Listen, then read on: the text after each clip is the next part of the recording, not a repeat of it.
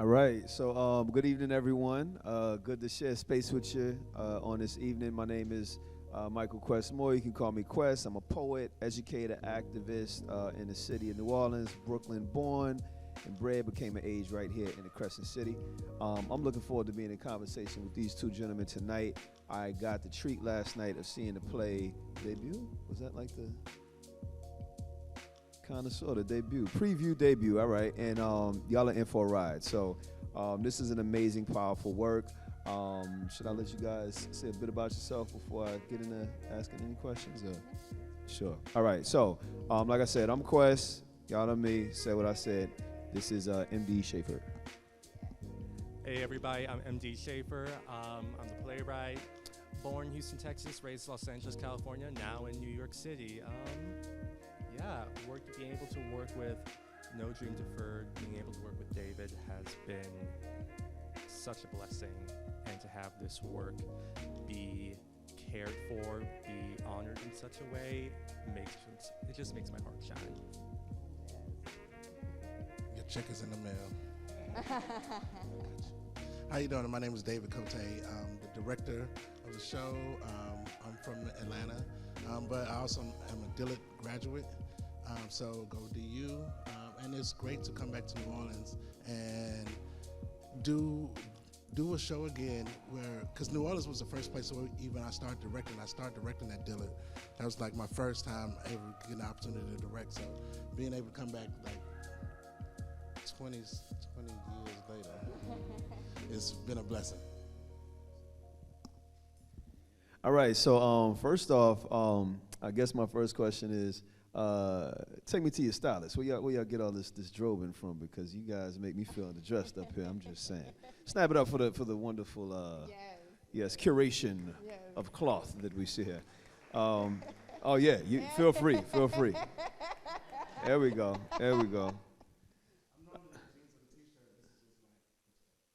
He got his good clothes. Got the Sunday clothes on tonight. So all jokes aside, I want to get into talking about this play. I was first taken by it myself when I heard the title. Just being in a state where the guy who introduced this ridiculous term is from, this is the kind of term that might float around our community. As a poet, we do a lot of performances in different venues. One of our venues was a museum called McKenna Museum, and at some point they had an installation that as soon as you walked in, you saw this big old poster, and you saw the word Drapetomania on the poster.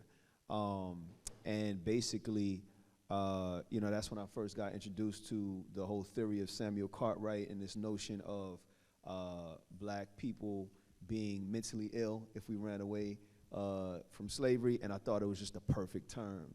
You know what I'm saying? Just like the word nigga, to be real with you, which is something that y'all, freely use your artistic license within the place, so I feel free to, put that out up here.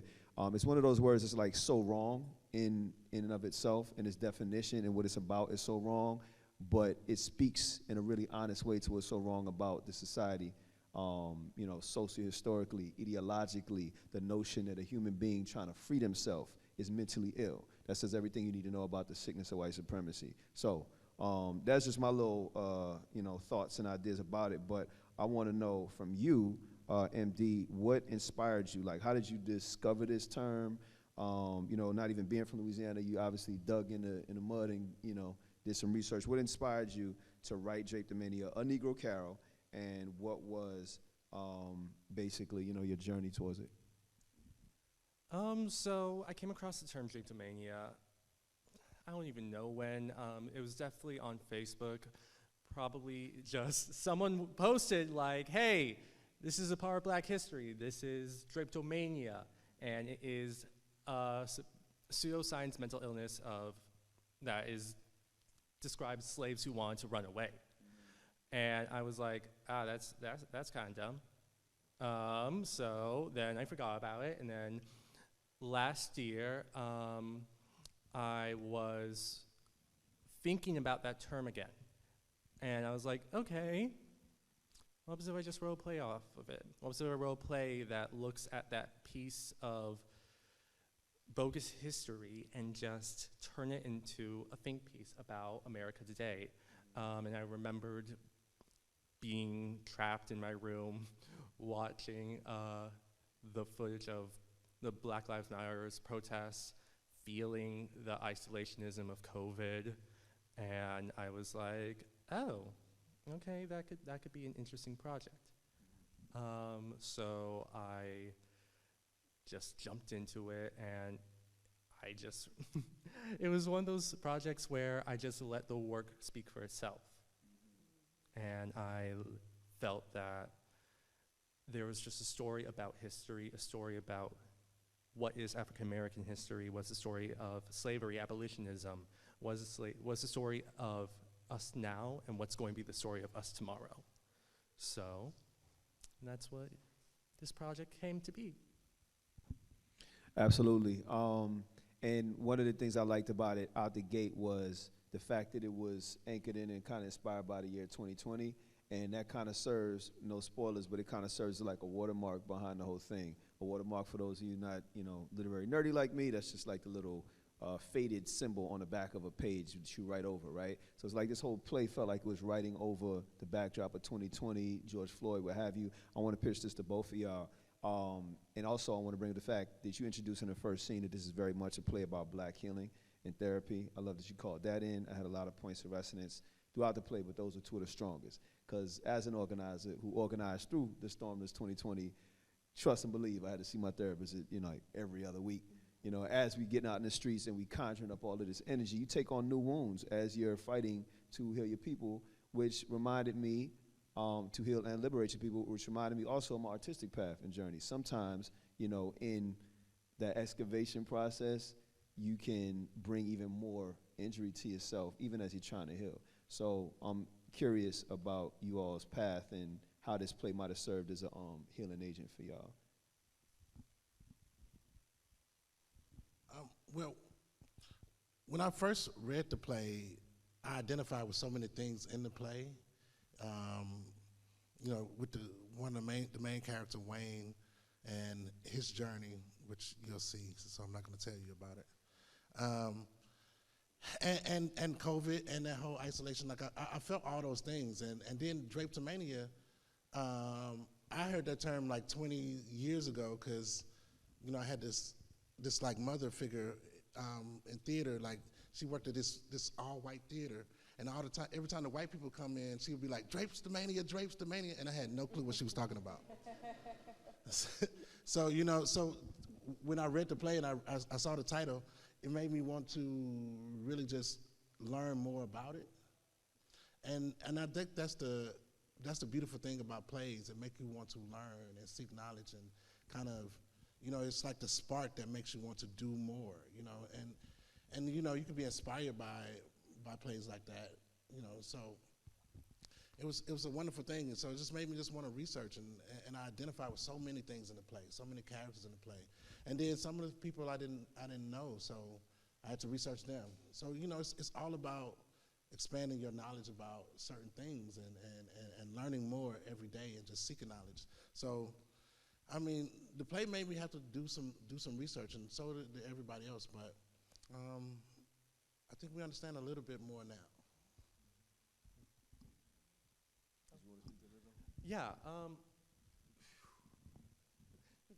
it really kind of, when it came to writing the show, there was a lot of having to open some of my own wounds, dealing with some of my own traumas, and thank God I have a therapist. And a lot of it, I'm trying my best to not talk too much because this is the pre-show. A lot of it is evident throughout the show. A lot of what I was going through was evident. A lot of my thoughts, fears, anxieties, I wrote very plainly because there was something inside me of like, this is the story that I know I'm not the only one who's going through. So in a way, I was trying to really reach some sort of universality by being specific to what I was going through. Yeah, and that definitely came through in the play. So we can like leave that right there because y'all gonna see that from the opening scene to the end. Like it's definitely like all on full display. Appreciated that. Let me ask you this, David. What were some of your challenges in directing? Like, what was that experience like for you directing a piece like this? It's kind of unorthodox, kind of unconventional, and I know you well seasoned in this game. What was that like for you? You know, here's the thing. Like when you direct a show, you don't know what's going to happen, how it's going to turn out. So you just take a chance, and you have to just believe in the process and the work that you're doing, and trust that everything is going to work out.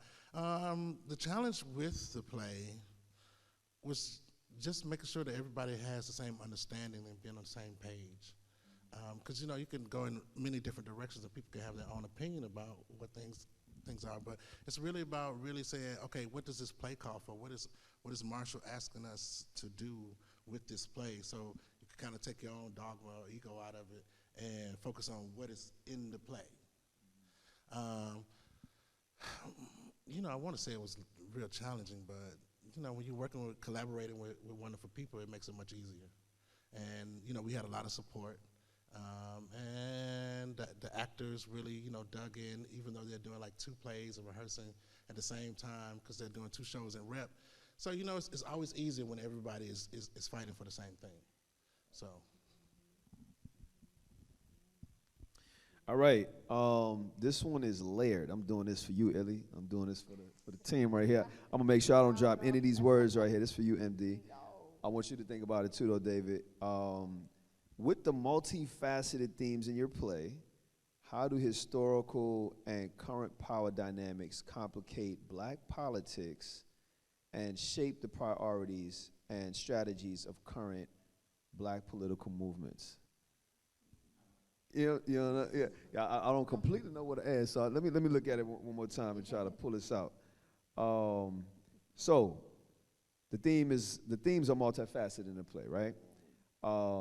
And you got historical and current power dynamics that complicate Black politics, and they shape the priorities and strategies of current Black political movements. So let me put this in words that I think, connect with me.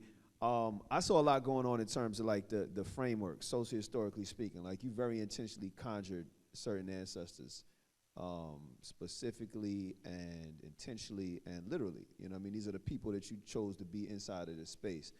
You could have chosen anybody. I was talking to David last night. We had, dinner after, then we chopping it up, and I was like, what I like so much about the piece is it feels kind of like a Rubik's Cube. The theme and the premise of it is so ill, it's so crazy that like you can insert ancestor here if you wanted to. You can insert almost certain character here, and they might still get across the same thing, just with a nuanced difference. Does that make sense? Like you chose these 3 ancestors. You chose this particular facets of history. How do they connect to the present moment in your decision making? Does that make sense? That portability? Yeah. Okay. Yeah. My decision making. I don't want to give away too much. That's super specific. The thing is, when choosing the ghost, I decided, which is, see, I feel like I'm spoiling this stuff, but when choosing the characters, I decided to really have a diverse group to show that there are many different angles that you can approach this from. And Black people, we are not a monolith. We come from so many different backgrounds, different mindsets, different things, and just with that, when I was going through who I wanted to have as characters, I knew where and when I wanted to pull people from, and at the end of the day, when I was kind of like going through my entire list, I was like, okay, these 3 create the most diverse set of perspectives. And even then, I really want to like almost reemphasize that Black people are not a monolith, and there are so many different ways to approach contemporary issues while looking at figures in the past. And sometimes that is a hindrance, sometimes that is the right move to see where we have come from, but if we really depend on where we have come from to navigate us where we are now, that only limits our perspective. like perception. So that sort of thing of showing ancestors as human, where humans are fallible, and we don't always have the right answers. But that doesn't mean we stop. We keep on going. We actually don't have that much time for the last question. I wanted to give space for anybody in the audience that has any questions that you would like to ask any three of the gentlemen here. And if you do, oh, okay, I got someone in the audience. Hold up. Yes, you can go ahead. Oh, yeah, no, if you could be, yeah, go ahead. This is only just if you need it. Yes.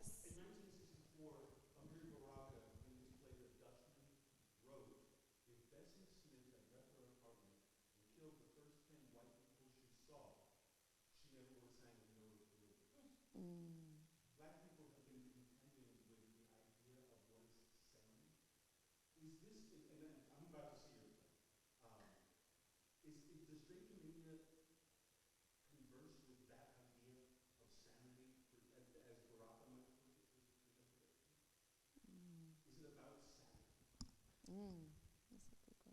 I think it's hard to remain sane as a Black person. However, in that regard, there is, especially with that quote, it makes me think of the central question of, well, when we've had enough, what are we going to do about it? And That's what happened during the Black Lives Matter. When we said this is not the way you treat our Black bodies. I think that's what happened in the pandemic. Thank you. Thank you so much for that question. And what's your name? Did you want to share? Yeah. Yeah. Yes, thank you, thank you. Anybody else? Yes. Do you don't need the mic? Yeah, yeah, okay. Yeah, yeah. I'd like to know, how long did it take to write this show? I started the first monologue back in fall, back when I didn't even know what the show was going to, in fall of 2021, I didn't know what the show was going to be, and I kind of put it in a shelf until last spring.